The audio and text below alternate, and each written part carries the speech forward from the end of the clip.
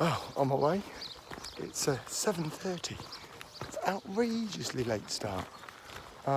Reason being, it was chucking it down at 5 o'clock, and the satellite was very clearly indicating, stay in bed, Tim. There's only one bit of rain that's going to pass through. Once it's gone for the rest of the day. So I took that precaution, and then by the time I was in the conservatory sorting myself out after having fought the midges with the tent, I was having a nice chat with Ollie and Laura and a couple of other hikers doing the Land's End John O'Groats. So yes, now's the big day, off to do the Cheviots. Also got some nice news this morning. Emily got her minstrels yesterday, so that was nice to know that they were still there, and she got to Greg's hut and managed to have a bit of chocolate and something waiting for her. I thought that was quite pleased. I was quite pleased that she could message and they were there for her. She should also have the fun of the spine race coming past her. The lead runners are at Middleton at the moment, so they should. If she's at Dufton, then she's probably going to, or Dufton at Alston, then she should sort of see some of those people coming past. I won't see them unless I stop overnight. If I pitch overnight, I might get the pitter-patter of tiny feet in the middle of the night, or start seeing people in the morning. Got quite a lot of chocolate left, so I might start throwing bits of chocolate at people as they run past me, if that's what they do if I do stop overnight on the Cheviot. Okay, so day 15, starting at Burness. I'm just making my way back to the Pennine Way for real just now. It's about 25 miles over to Kirk Yetholm. I think 27, 28 miles if I take in the Cheviot as well. I'm definitely going to walk up the Cheviot, no question at all. The question is whether I go all the way to Kirk Yetholm. I might stop at the second mountain rescue hut and pitch or wild camp somewhere near there, because I know that there's not much water on the Cheviots, but there's water there. You can go down to a place called Yetholm, where basically the water comes straight off the Cheviot, and you've got a water supply that you can kind of capture from. Maybe a bit more Kilda Gold, might be another source. So that's the plan really. I'll keep you updated on the way. You kind of walk up and then follow the ridge line to the Cheviot, so I'm imagining there's going to be quite good signal all the way. My phone is pretty well charged. And other than that, my brick is fully charged, so I don't care how much I use it or videos I send. I'm not going to burn through that before tomorrow.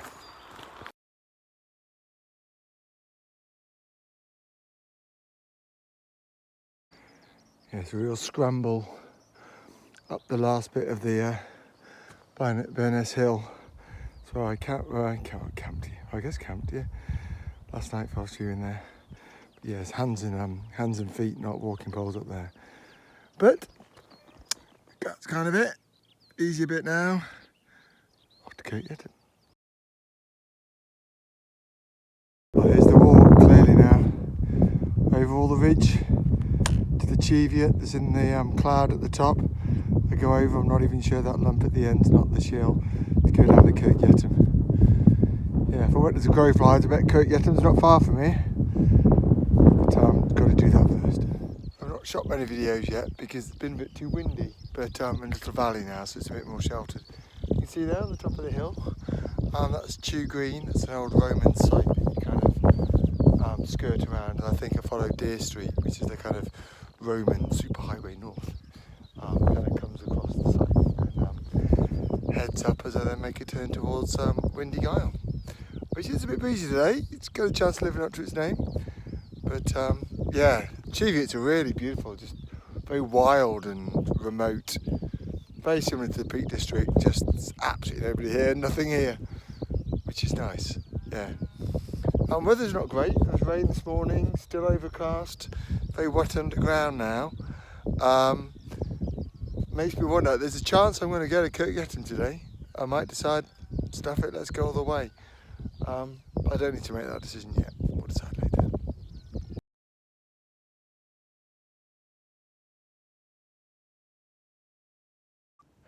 Just having a rest from the wind. Stopped at the first mountain refuge hut. I'm just charging the phone up a little bit and about to get stuck into my pork pies. Let's be honest. It's 4 of them. I reckon 2 of them have my name on it. I've still got about 4 or 5 packets of crisps as well, so the fact that I'm massively oversupplied is right now feeling like an epic idea. So, really good. Proper Pennine Way weather in the Cheviots. It's windy and blowy and wet underfoot. Feels like a good finish. It's appropriate. It's been the first mountain rescue hut. And then my lunch. There's a guy Elijah in there who got a bit washed out and windblown camping last night. It was about early 20s, about to join the police, and made sure he's got everything. He's got enough food.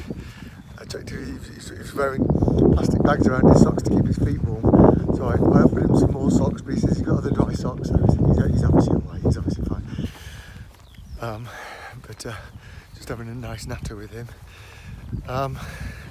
So now it's onwards to either the second refuge hut or Kirk Yetholm. Let's see.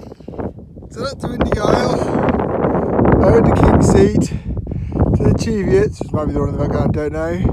Round down here over to Shell, Kirk Yetholm! These are the wild goats of the Cheviots. You've seen them all hanging out. Tell they're not sheep, they've got much bigger horns. And all answers to the name Billy. But, hey, Cheviot wild goats.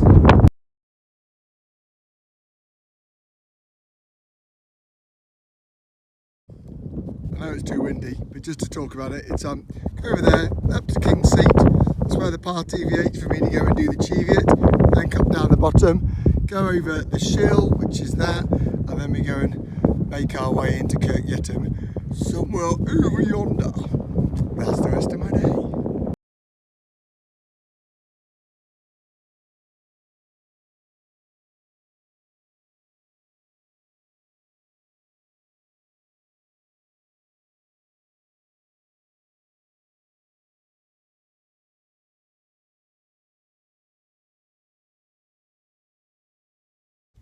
What a space. So I'm just coming down off the Cheviot and you can just see all the mountains.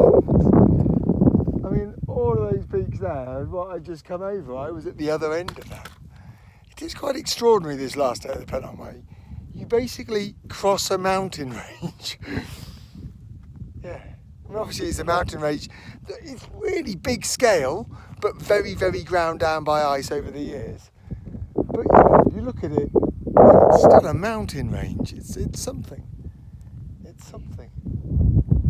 Yeah, pretty awesome. All coming down off the Cheviot and just towards the second mountain that we can see over there. As I was coming down, Mika was kind of sat waiting for me. So Mika again, that was nice. So we just walked down this hill together. He'd just gone down there to go and get some water for his camp. I was thinking he was probably camp with me at the second refuge hut. But no, I'm going on to Kirk Yetholm. I'm going to do it all in one day. Just feels right. Yes, I'm really glad that I'm going to Kirk Yetholm. Thank you, Susie, for booking it. It just feels very, very correct. One more way up the Shill, which is the last kind of significant hill on the Pennine Way. The Cheviot is the last mountain. Then the Shill's the last big stiff test of the legs. There is another up afterwards.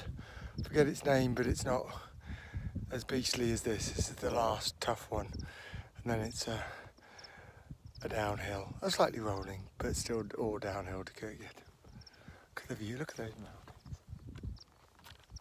It really is spectacular up here.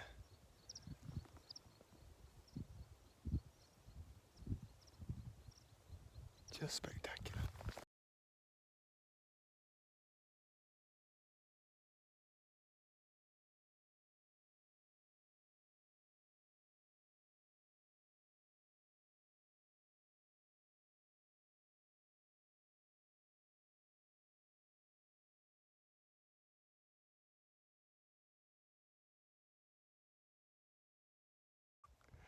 Cheviots are so beautiful. It's like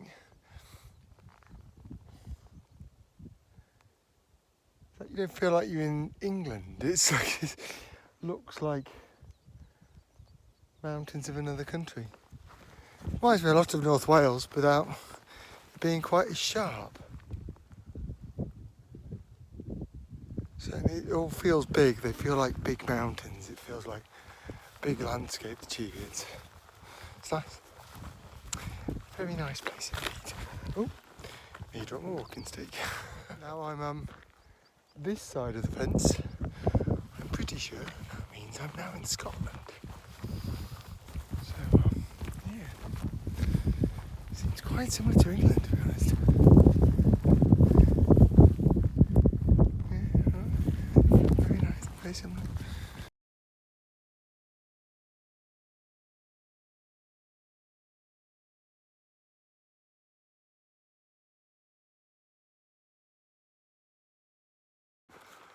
Wow, just about a mile down this road, and all is done. Then we'll pass. I thought it was down the valley. It's not, as always. The Pennine Way produces one final hill before your destination. It's got an unwavering ability to do that. But don't worry, I'll be having my pint in about 20 minutes. Oh, I will. I'll be having my pint in about 20 minutes.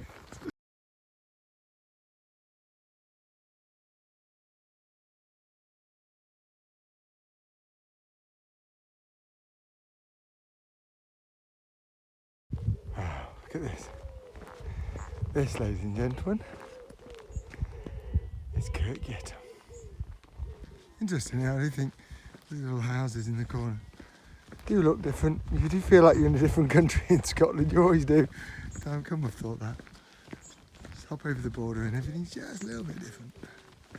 But this is Kirk Yetholm. 14 days, 6 hours, well, just short of 6 hours at the moment, but I think it will be 6 hours by the time I touch that hotel. And I've done the Pennine Way. Planning this for 30 years. Been saying I'm going to do it next year for the last 10. But at last, thanks to COVID, this year it gets done. They like their valley in Kirk Yetholm, all the way up the seats. You can wander up the hill and just look down at the beautiful valley. It's clearly a very beautiful place, understandable to be proud of. As we turn there, that's the village green, and that building there, I believe, is the Border Hotel. My destination for tonight, and my destination for the Pennine Way. I'm going to sign off so I can just savour the moment. I've done it. 14 days, 5 hours and 59 minutes, I'll have you know. Just touched the wall. I guess this is kit that people felt they no longer needed. I touched the wall again so you can just all see it. Oh, it's quite warm. It's quite warm. It's quite nice. Beautiful place, Kirk Yetholm. Look at this. Lovely big village. Play game cricket on there. Over there as well. Lovely. Really nice. I wondered if there'd be a little tent or marquee set up or something for the spine race, but maybe they're still a day away or something. Hey, I'm off to get my pint of beer.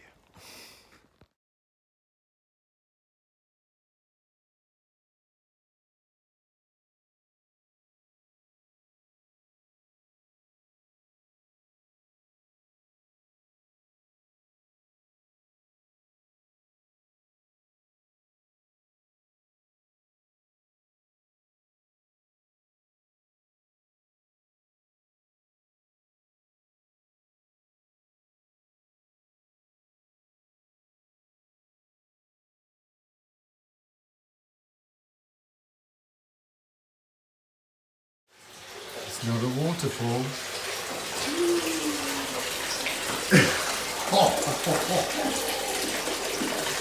Oh my goodness.